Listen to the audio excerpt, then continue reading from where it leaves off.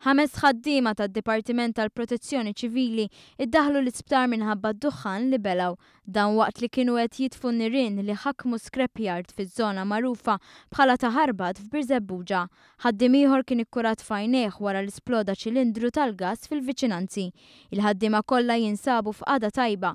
In-nar beda l-ħabta tal-11 ta' filgħodu filwaqt li sħaba kbira sowda għattit partijiet minn Biżebbuġa, Żurrieq, Ħalaxa u l-madwar. Numru ta' karozzi tat-tifi tan-nar kienu msejħa biex jikkontrollaw in-nirien. Ġuvni 14-il sena minn Taslima sofra ġrieħi gravi f'inċident ta' traffiku fil-bypass tal-Imrieħel.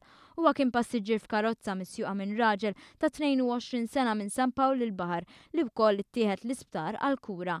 L-inċident seħħ l-ħabta ta' sija u nofs ta' wara nofsinhar meta waqt li kienu għaddejjin mill-bypass tal-Imrieħel direzzjoni lejn Ħall-Qormi, is-sewwieq tilef il-kontroll tal-karozza Honda bil-konsegwenza li baqgħu deħlin f'siġra.